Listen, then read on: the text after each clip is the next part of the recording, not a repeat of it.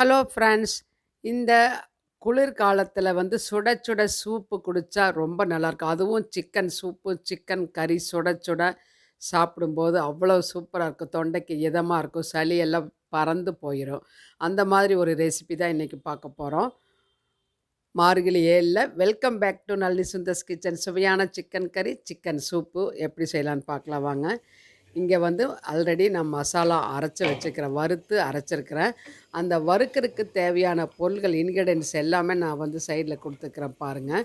Dry roast பண்ணி வைக்கிறேன். இது எல்லாத்தையும் ட்ரை ரோஸ்ட் பண்ணி நல்லா வந்து பல்ஸில் போட்டுட்டு அதுக்கப்புறம் வந்து கொஞ்சம் கொஞ்சமாக தண்ணி விட்டு இந்த மாதிரி ஃபைன் பேஸ்ட்டாக வந்து அரைச்சி எடுத்துகிட்டு வந்திருக்கிறேன். இது வந்து நல்லா மணக்க மணக்க ஒரு மசாலா ரெடி ஆயாச்சு.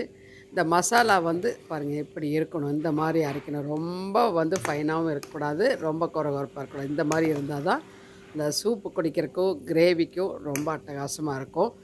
இது மட்டும் இல்லாமல் இது கூடவே நம்ம வந்து இன்னும் வெங்காயம், தக்காளி, இஞ்சி, பூண்டு இது எல்லாமே நம்ம வந்து வதக்கி அரைச்சு எடுத்துகிட்டு வந்துடலாம். இப்போ பாருங்கள், இங்கே கொஞ்சம் ஒரே ஒரு டேபிள் ஸ்பூன் எண்ணெய் விட்டுட்டு சின்ன வெங்காயம் 2 கைப்பிடி போட்டுக்கலாம். அதுக்கப்புறம் இஞ்சி, பூண்டு ஒரு 10 பல் போட்டுட்டு 2 தக்காளி, அதுக்கப்புறம் கருவேப்பிலை, மல்லி இலைகள் எல்லாமே வேணால் போட்டுக்கலாம்.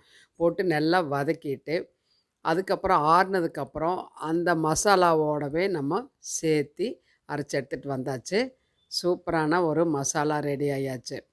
இப்போ வந்து நம்ம இங்கே சிக்கன் வந்து நல்லா வாஷ் பண்ணி வச்சுருக்கிறேன். மஞ்சத்தூள், லெமன், உப்பு போட்டு வாஷ் பண்ணிக்கிறேன். இருந்தாலும் இன்னும் கொஞ்சம் மஞ்சத்தூள், சிக்கன்னால மஞ்சத்தூள் தான் மெயின். அதனால் இன்னும் கொஞ்சம் மஞ்சத்தூள் போட்டு மிக்ஸ் பண்ணி வச்சிடலாம். அதுக்கப்புறம் ஸ்டவ்வில் ஒரு கடாய் வச்சுட்டு எண்ணெய் ஊற்றிருக்கிறேன். இப்போ கொஞ்சம் போல் கடுகு நல்லா பொரிஞ்சிட்டு இருக்கும்போது 2 காஞ்ச மிளகாய் சேர்த்திக்கலாம். ஒரு 5, 6 பல் பூண்டு சேர்த்திட்டு, பெரிய வெங்காயம் 1 நீள வாக்கில் நறுக்கி சேர்த்திட்டு, கருவேப்பிலை ஒரு 2, 3 கொத்து போட்டுக்கலாம் ஃப்ரெஷ்ஷாக. இந்த வெங்காயம், பூண்டு நல்லா வந்து வதங்கி வந்த உடனே ஒரே ஒரு தக்காளி வந்து கட் பண்ணி சேர்த்திக்கலாம். ஒரு பெரிய தக்காளியாக நல்லா பழுத்த தக்காளியாக சேர்த்திக்கோங்க. இந்த அளவுக்கு மசிஞ்ச உடனே நம்ம கழுவி வச்சக்கூடிய சிக்கனை வந்து நம்ம இதில் சேர்த்திக்கலாம். சிக்கன் சேர்த்தி நல்லா வந்து ஒரு 2, 3 நிமிஷத்துக்கு அப்படியே விட்டுறணும், வதக்கி விட்டுறணும். அதுலேருந்து உங்களுக்கு தெரியும் தண்ணி விடும். அந்த பாருங்கள், இந்த அளவுக்கு தண்ணி விட்டு தண்ணி வந்து சுண்டுனதுக்கு அப்புறம் தான் நம்ம மசாலா சேர்த்தணும். இப்போ வந்து தண்ணி எல்லாமே சுண்டிச்சு. அந்த பீஸே கொஞ்சம் சுருங்கின மாதிரி இருக்கும், உங்களுக்கு தெரியும். இப்போ மசாலாவை நம்ம சேர்த்திக்கலாம். மசாலா சேர்த்திட்டு ஒரு ஃபியூ செகண்ட்ஸுக்கு நல்லா மசாலாவோட வதக்கிடலாம் சிக்கனை.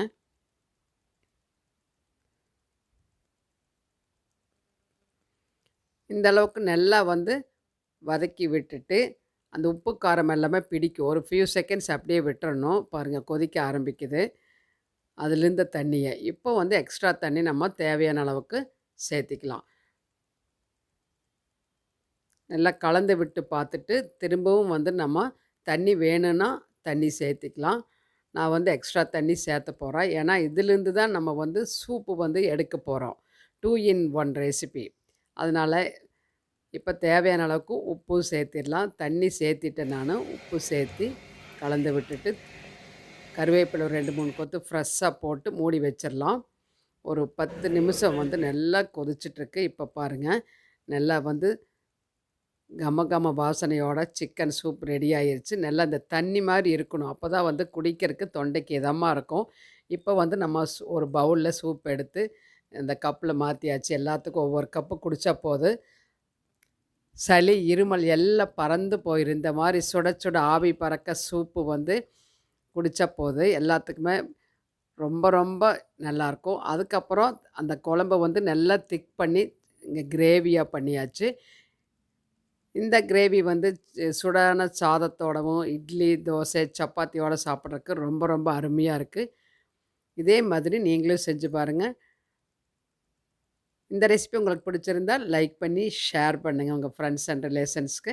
இது வரைக்கும் சப்ஸ்கிரைப் பண்ணாமல் நம்ம channel Nalini Sundar's kitchen watch பண்ணிட்டு இருந்தீங்கன்னா சப்ஸ்கிரைப் பண்ணிவிட்டு எல்லா வீடியோஸ் பார்த்து சப்போர்ட் பண்ணுங்கள். அடுத்த வீடியோவில் பார்க்கலாம். Until then by from Nalini. Thank you.